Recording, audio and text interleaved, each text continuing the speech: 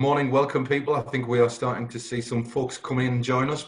Come in and join us, take a seat, get a coffee, turn your phones off if you possibly can. Thank you for joining us this Thursday. It is Thursday in Sydney, wherever it is you are in the world. If you are, could you tell us where you are? If you could put in the chat room the town and where you are in the world, that would be great. I think we've got some folks from around the world with us for this session. Very quiet. Christchurch. We've got Christchurch. Thanks, Martin. Washington. Brad Howarth in Melbourne. A friend of yours, if you remember, JT. You met him at the events. Of course. Melissa. Sydney, Canberra. From everywhere. Sarah in Sydney. Another Auckland. Fantastic. Tassie shows up. What's the weather like in Tassie? The weather in Tassie must be getting colder now. Cold indeed. Hugh in Sydney. Hello, Hugh.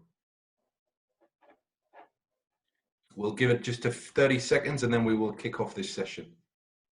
See, every time I'm in Australia, people ask me, are you a Sydney person or a Melbourne person? And my last trip, I was in Perth.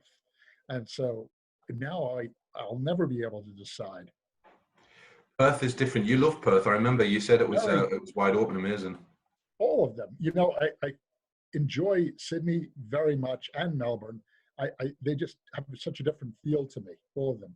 Yeah, they definitely do. They definitely do. Sydney's different. Melbourne is a little bit like London, I always find, but Perth is different again, and it's so far away from everywhere. Folks, we are going to kick off. Thanks. Come in, take a seat, get a coffee, make yourself comfortable. Thanks for joining us this Thursday before Easter.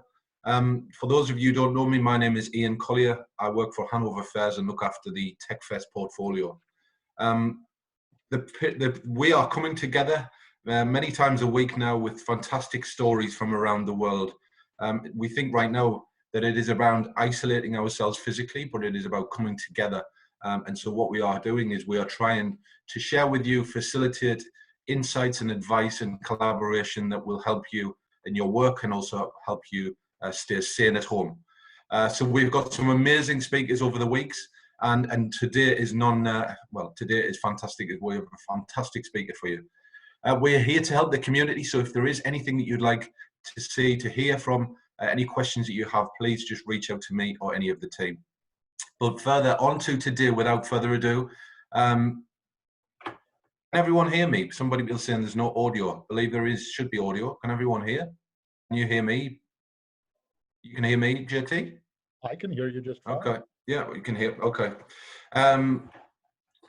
We have a fantastic, provocative conversation with Dr. JT Kostman, CEO and AI psychologist with Protected by AI. What a fantastic name for a business right now. I know JT very well. He's been across to us in Australia a couple of times. You are in for a real treat. He is one of the most interesting guys I've ever met. And actually, his CV reads like it's easier to say what he hasn't done than what he has done. So without further ado, over to you, JT. Enjoy, folks. Oh, well, thank you so much, Ian. Hi, everyone, and thank you for welcoming me into your, I'm hoping, home. I'm hoping you are snuggled up at home right now. It is morning where you are, it's evening where I am, and so hopefully you have a good cup of coffee and I have a nice glass of scotch. No, I don't. I probably should have, but I will by the time this is over, hopefully. Because what I'd like to do is make this a little bit of a different session. Typically, these sorts of things are more of a presentation, and I'd like to make it more of a conversation. So I'm going to encourage you to please chime in, send in your questions, send in your comments. Let's, as best as we can, create a dialogue, yeah?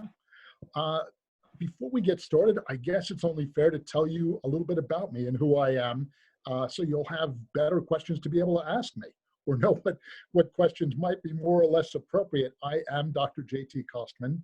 As Ian said, I'm an AI psychologist. And by training, I am a data scientist, a mathematician, and a psychologist. Those are my doctoral degrees, my postdoc degrees are in those arenas. And those brought together to really inform much of the work that I do. If you are interested, if you'd like to learn more about what is an AI psychologist, I put a quick bit.ly link up there on the screen. You're welcome to go peruse when you have a chance. But really, I think what's more relevant is to tell you a little bit about my professional background and what I've done. Over the last couple of years, and I'll start with sort of my more recent history first, I was the chief data officer for Time Inc., one of the largest publishers on the planet. In fact, I think at the time it was the largest, where I was also a member of the executive committee of this Fortune 50 company. Prior to that, I was the chief data scientist at Samsung. And before that, I spent a little bit over a decade in the Washington, D.C. area, where I worked with U.S. intelligence, defense, and security agencies, primarily for the intelligence community. And I had a couple of interesting engagements, as you can imagine, including having worked with our former president, President Obama, the last real president we had. That's a whole nother conversation.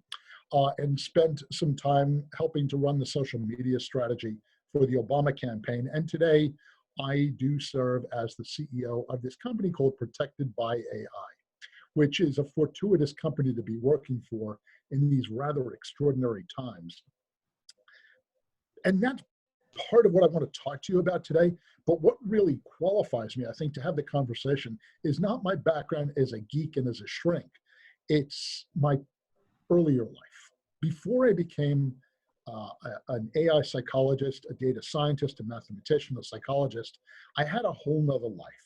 I started out my career very young as an EMT and then a paramedic, in fact. And I worked on rescue ambulances in Los Angeles and Las Vegas and New York.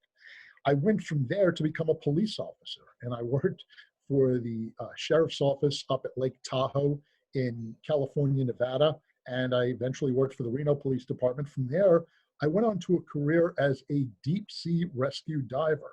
Yes, I am a lot older than you think I am, and ask my grandchildren. But after doing that, I ended up spending time with the U.S. Army in the U.S. Army Special Forces, where I was team leader of a Scout Sniper recon team with the Army. One of the things that has been sort of a pervasive theme through all of my time, though, is data. I actually learned to code on this machine that you're seeing here. It is an IBM 1620. We programmed it with Hollerith punch cards back in the 1970s. And I have been working in and with data and computers ever since the actually the late 60s, but certainly by the 70s, mid 70s, I was very involved in computer science, or what eventually came to be called computer science. And so now I've sort of brought all that together into the work that I do, along with my co-founder, who I should mention, my co-founder, a fellow by the name of Brian Gallagher, who has a master's in cybersecurity himself, but he spent about a decade working with the United States Secret Service out of the White House. And so what we do at Protected by AI is, well, we protect. We protect people, property, places, and profits of the organizations, the entities that we work with. We work with private companies, we work with the US government, and we work with countries. There are several countries that we're currently partnering with and serving. And what we do is we provide insights to how they can leverage technology to better protect themselves, to bring, and that's sort of our tagline, is peace of mind through superior technology. And that's a part of what I want to talk to you about, which it seems like this couldn't be a more salient time to talk about those things, because the world is in a state of change, let's say, right? Everyone keeps talking to me about, or ask me about, when are things going to get back to normal? And I keep telling them, I don't know that it ever will. I don't know that what we had is what we're returning to. We will return, things will stabilize, things will be better, and things will be different, but they will not be the same again into the future. We're going to have to start preparing now for a new future state, but that isn't necessarily a bad thing, right? I taught for years, I taught a course in the MBA program titled Leadership in Times of Crisis, Chaos, and Change. And when I first started teaching it, people were struck by the fact that I was talking about crisis, chaos, and change. And I made the point that that change, that turmoil, that tumult really is potentially a crisis on the one hand, and on the other hand, there's nothing like crisis and chaos to be able to facilitate positive, effective change in an organization. And so some organizations were actually using that. And well, now we have probably the biggest crisis, well, certainly the biggest crisis any of us have ever seen during our lives, confronting us on an almost daily basis. And I'm not one of those Pollyanna, saccharine, sing kumbaya types, you can tell from my resume. I don't want to talk about how we make lemonade out of lemons, but I do want to talk about how we survive and how we thrive coming out of this discordance, this chaos that we're encountering now. And when we look at what we're confronting, we're being up against right now, it's on so many different levels and in so many different ways. Everyone on this call, by definition, made it through the global financial crisis in 2008, right? We saw the shocks that the US suffered in 9/11. We saw natural disasters. Those of you who are joining us from Australia, bless your heart, Australia is my second favorite country. And whenever I'm there, I spend a lot of time on a motorcycle, tooling around the country, and the fires that you just endured and went through, my goodness, I'm almost heartbroken with the idea of getting back on a bike. And when you look at some of those disasters and some of those things, sure, things have been tough.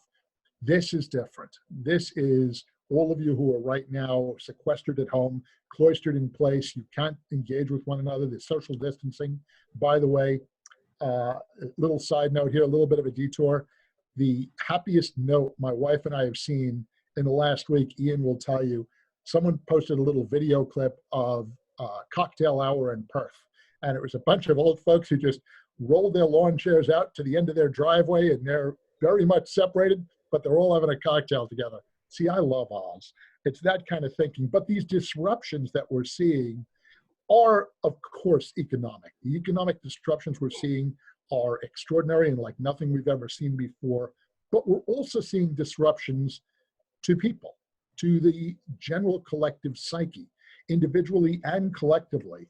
And we're going to have to pay attention to that. At the risk of pretending we're all psychologists or putting on our shrink hat or going out and giving everyone a hug, we have to realize that that old chestnut that it's not personal, it's just business, is never been true, and it's never been less true than it is now. We have to attend to the needs our employees, our colleagues, even our employers, our customers, all these folks are having. If we're going to want to return to anything resembling normalcy, we're going to have to start giving that a lot of attention. This was part of the foundation of that course that I had mentioned that I had taught for so long, that I had titled, interestingly enough, the same title as this webinar, Leadership in Times of Crisis, Chaos, and Change. And what I would tell my students over the course of an entire semester, which I will now tell you now in about 2 minutes, so some of them are going to get online now and ask for their tuition back. But what I would tell them was, at the end of the day, what you really need to know, what you need to do to be an effective leader in times of crisis, chaos, and change is different than ordinary times. You may be able to get away with sort of command and control, but now you need collaboration and commitment. You need to look at your organization through a different set of lenses. What you really need to do is learn how to navigate the 7 C's. I promise this is the last pun that will be in this entire conversation. So what are those C's? The C's that I talk about are collaboration. As I say, it's no longer command and control. It's collaboration and it's commitment. It's being able to work as part of an organization, being able to have all hands on deck, if you will, and have everyone pitch in and do what they can. For a lot of organizations, to be perfectly candid, it's too late. And those are the organizations that will not survive, that will not make it. Those that treated the people who worked in their organizations as if they are human resources or human capital or assets, I'm sorry, it doesn't tend to work when you desperately need them to come into work. We have seen acts of giving, acts of commitment in the US, and I'm sure you have in Australia as well, that are absolutely extraordinary. You don't get people making those sort of commitments out of a sense of obligation. They do that out of a sense of genuine engagement with the organization. And so you need this collaboration, this commitment, but also you need more than ever communication, effective communication, to be able to reach out and not communicate in a single direction, as is typically done in most organizations, corporations, and entities. Typically, we talk, they listen. It can't work that way. We need not even just a two-way communication, we need a continuous flow, a true dialogue with the people who we're working with our employees, with our customers, with our clients, with our vendors, with our partners. We need to overly communicate. Which, by the way, will go a long way to helping keeping you sane while you're stuck at home with very little to do. That communication can't be just for the sake of putting words in the atmosphere. There has to be clarity. One of the great challenges, and I'll pick on us as in US. If you take a look at the US right now, what are the greatest sources of our concerns and woes? We don't have sufficient communication. We don't have sufficient clarity. You will also need to exert a sense of control. And by control, I don't mean controlling. In a crisis, everyone wants to know that someone is in control, that somebody has their hand firmly on the tiller, that they're helping to guide them through. We're looking for a steady hand. We're looking for someone we can turn to, who we can put our trust and our faith in. We need that sense of control. Almost becomes vicarious, if you will. We need also, we've lost, there we go, a sense of creativity. This is not business as usual. This is not the status quo. This is the status, let's go. This is the status, let's try something new. Let's throw something at the wall. Let's do something that we've not done before, not just for the sake of doing something different, but because Einstein was right when he said, we cannot use the same thinking we used when we created the problems we encounter. We need to think a little bit differently. We need to appreciate and realize that great minds do not think alike. Great minds think very differently, and we have to be receptive to that. And finally, again, this may sound a little bit fluffy. It may sound a little bit kumbaya. I'm sorry about that, but that's the truth of it. People need to know we give a damn. People need to know we care. At a global level, when we're leading in crisis, in chaos, in change, you need more than anything to know this. If you remember nothing coming out of this webinar, please, please remember this. You need to know these four things. You need to know your strategy. What is your strategy? In addition to the course I taught on leadership in times of crisis, chaos, and change, I taught a course for years in the MBA program on strategy. And it astounds me to this day how few organizations actually have a strategy, let alone implement on it.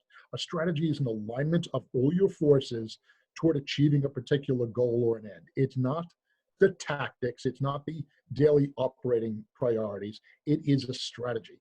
Coordinating, consolidating, making sure we're all rowing and going in the same direction. We need that strategy for our organizations to survive. We need a sense of humanity. This is sort of beyond just caring. This is a realization of what's really important. I've written quite a bit and spoken quite a bit that I think one of the great tragedies that has befallen Western economic culture is that we have this fixation on shareholders to the exclusivity of stakeholders. We need to start to realize that it's not just the people who make a buck off of us and who we're helping to profit. We have to have a larger sense of our humanity and who we're working with and who we're there to serve and who we're there to help. This is no more important than in the crisis. We also need insights. The director of the World Health Organization just said the other day, I absolutely love this phrase. He said, you can't fight a forest fire blindfolded. And he's so right.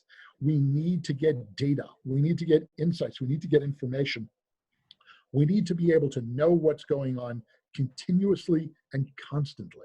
One of the areas that I've been very busy with over the last couple of weeks is helping organizations create dashboards that gives them insights, hindsights, and foresight so they can better navigate the circumstances they're in.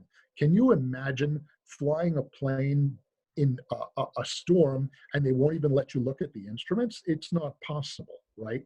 So this is a fly-by-instrument sort of a situation, and we give people access to those instruments. The final of the four is technology.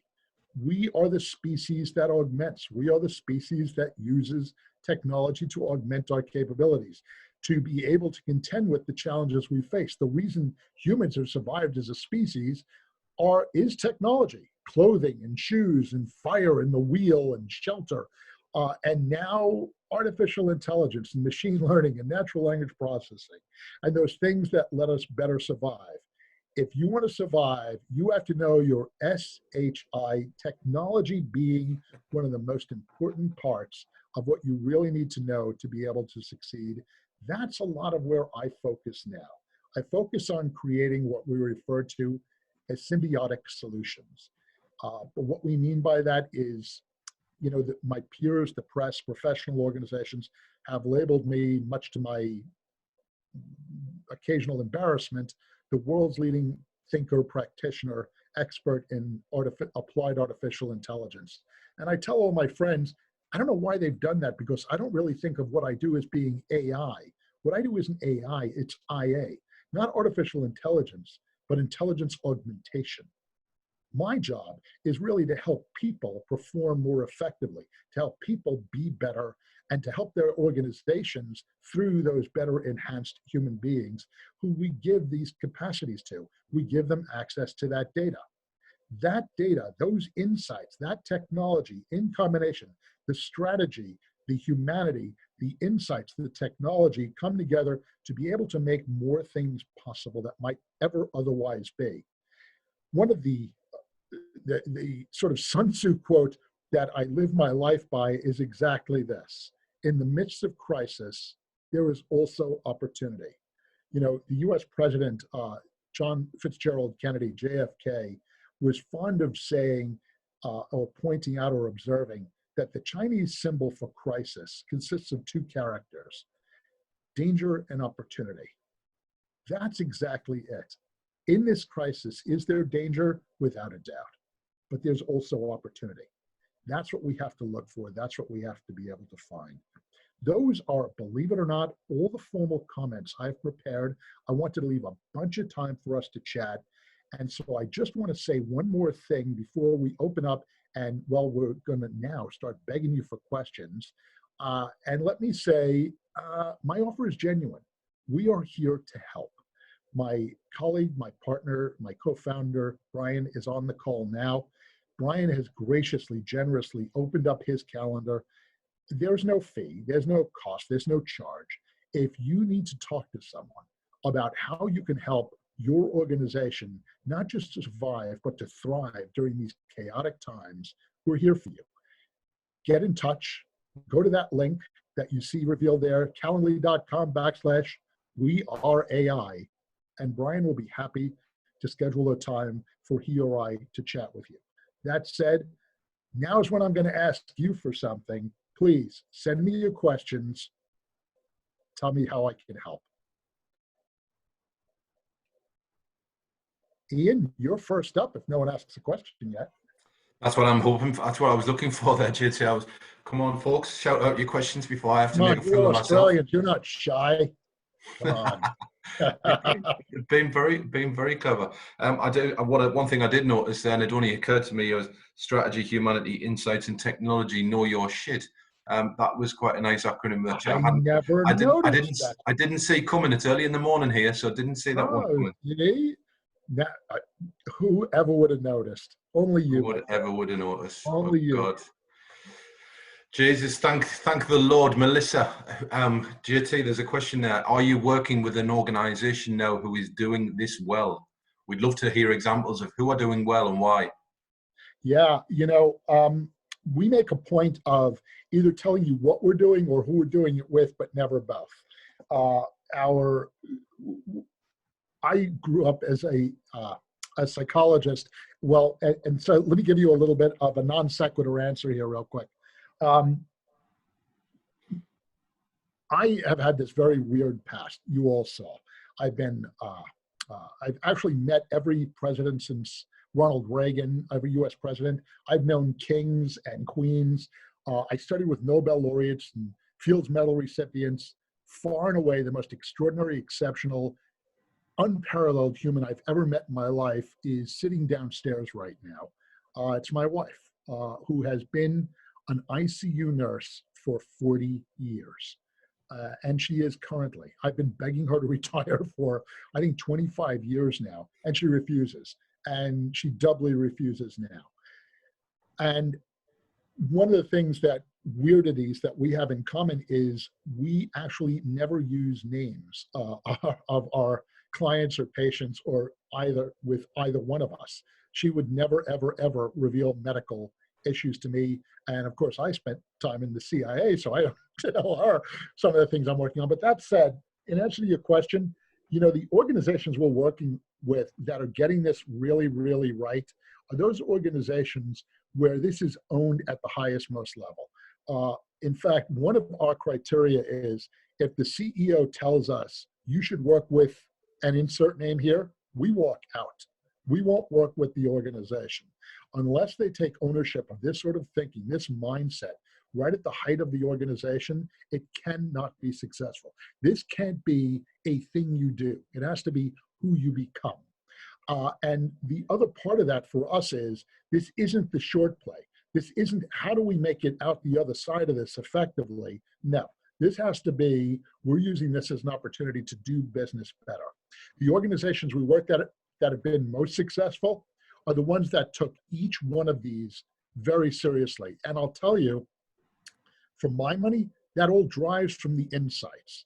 The insights are what let you know if you're succeeding or not. If your strategy that you're attempting to implement is effective, if you are reaching and engaging with your people effectively, and exactly what sort of technology will be optimal. So I hope that answered that question. It does. It did. I think it did. And JT, there is a lot of questions now, so it'll have to be. Brilliant. Yeah.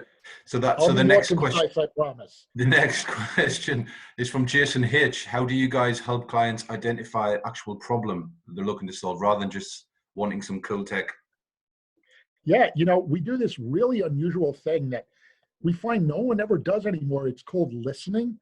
So we actually we're not doing it right now during the COVID crisis, but we have an assessment we call ACTION, which is an acronym, right? Everything with me is an acronym.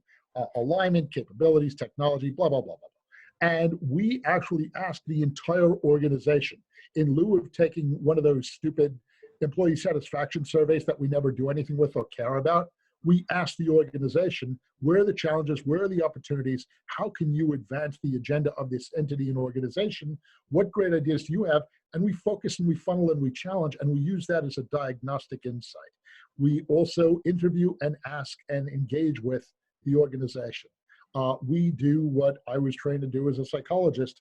We listen first, offer advice second. Perfect. JT, just before we move on, could you move back to Maslow's hierarchy of the slide of Maslow's hierarchy again, please? A question just from the text. Martin, shout out to Martin's wife, who's obviously an ICU nurse as well. So, all right, Martin. Yeah, she's doing a fantastic job, Martin. Brad Howarth. A lot of organizations seem to be they're worried that if they're doing well, they're perceived as profiteering. How should opportunity seekers manage the perceptions they generate? Yeah, I think that's a very fine line to walk. And I think really what you have to ask yourself is, one of my mentors is widely considered to be one of the world's leading business ethicists, a fellow by the name of Keith Darcy. And Darcy has a very simple test. If what you're doing ended up on the front page of the Wall Street Journal, would you be happy and proud to share it with your grandmother? And I think it's as simple as that, really. If what you're doing, I think we have this innate compass that points to true north for most of us. There are people in whom it is broken. Some of them wound up in political office, I will grant you, right here in the US. But by and large, we know. And what we want to say is when the smoke is cleared and the dust is settled, we're going to be held to task for these things. Are we going to be proud of our actions afterwards? And if we are, don't worry about it. A question from Martin. How do you feel the COVID-19 situation compares with a world war? That's from Martin. Wow. I don't necessarily. You know, I was looking at a bunch of other issues and hits and shocks that the economy has taken. One of the big differences is COVID-19 and the coronavirus pandemic is a chronic, not an acute challenge that we have. Most, if you have, you know, an explosion or an attack or whatever else it is, the next day you start to rebuild. This is in very many ways analogous to a war. It's just we're now fighting, you know, the Nazis, and they're invisible and they can be transmitted from friendly to friendly.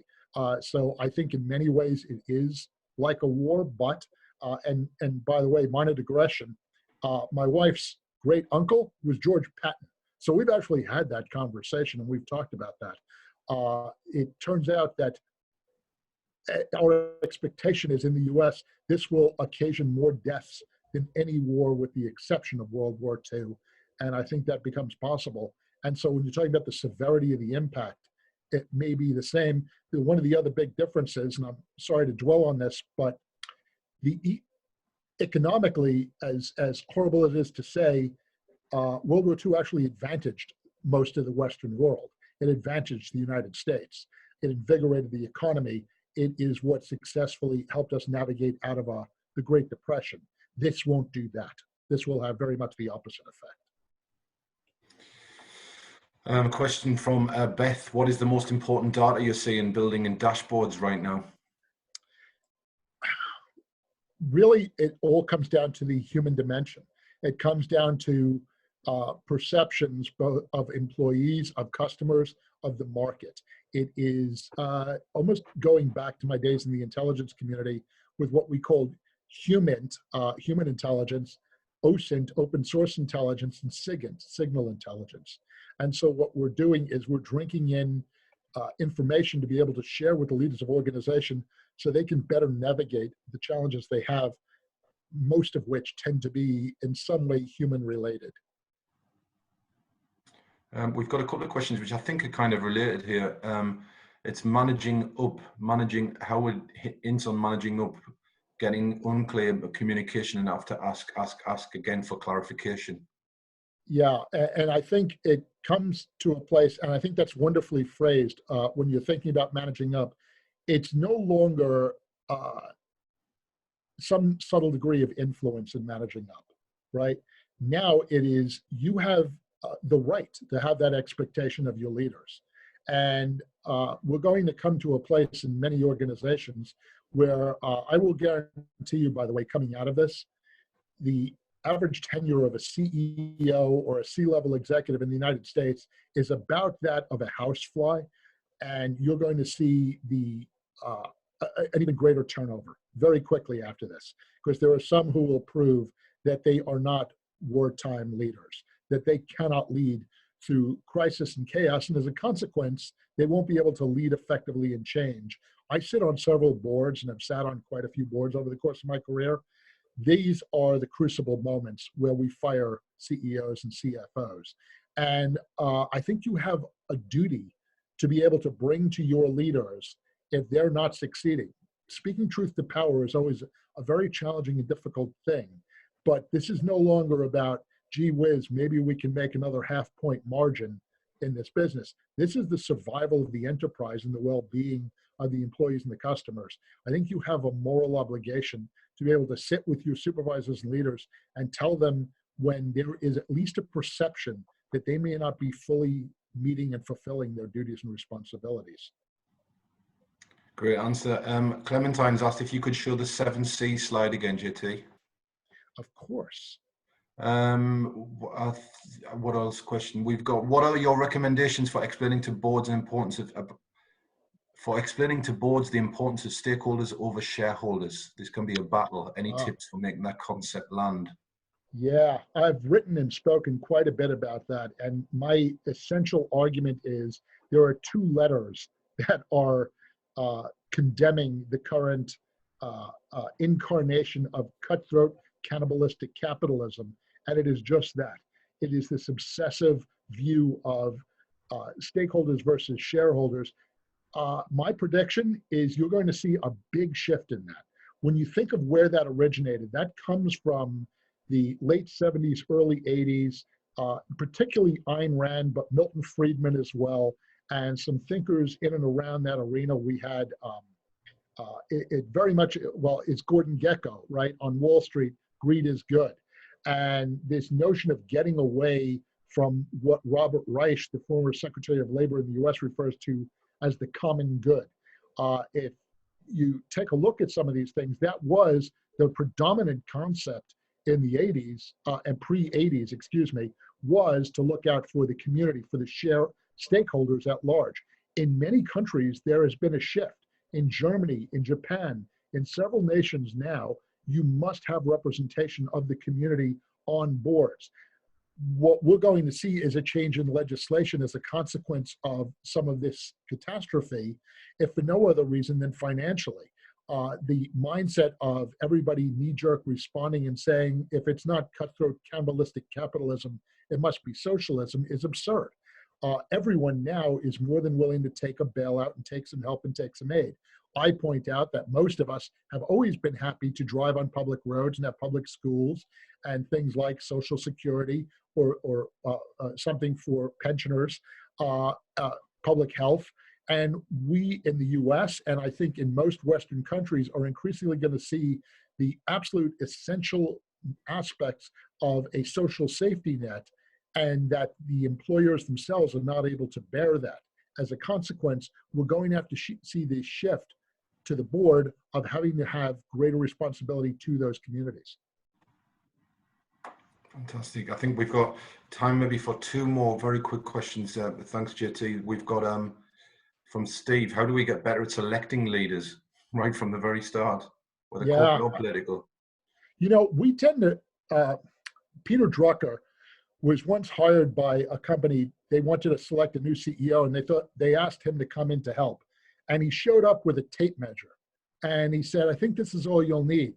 He said, a tape measure? Why? And he said, well, as far as I can tell, all your leaders are over 6'2" tall, they're male and they're white. That seems to be the most important thing for you. I can see that they're male and they're white. I bought the tape measure so we can make sure they're over 6'2". Most of us, most organizations now tend to pick their leaders, in my humble opinion, for the wrong reasons. You should be picking your leaders for now, not for the mundane times. You should be picking them for the extraordinary times. Why? Because that is ordinary now. This is, I absolutely will agree, an extraordinary, nearly unprecedented shock to the system, but volatility is the new way of life. Change and continued acceleration. Those of you who are near my age, those of you who are over 50, over 60, heaven help us, over 70, reflect to yourself how much things have changed in the time you've been in the workforce. Not surprisingly, there's another acronym. I think of the Delta forces of change. Think of the changes in the demographics, the economics, the legal and regulatory changes, the technology, but most of all, the attitudes and values of the people who work for us. We can't expect yesterday's leaders to lead those folks. We need leaders who can lead in times of great volatility, challenge, and change. Next question.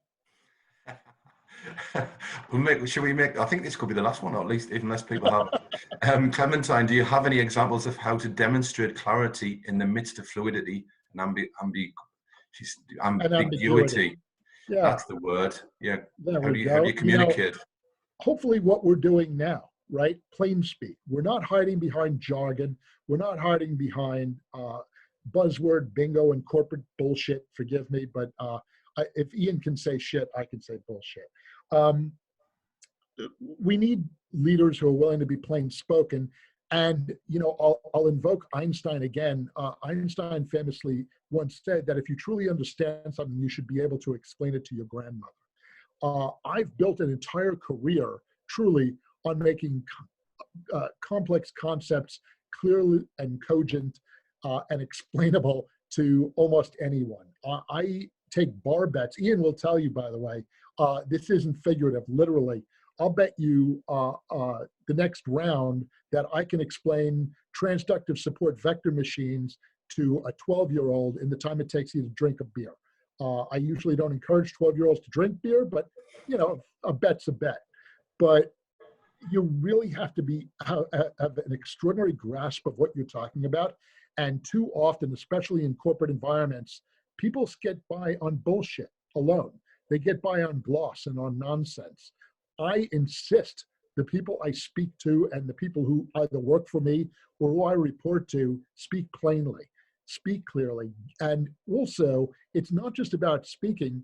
Tell me what it is you actually want.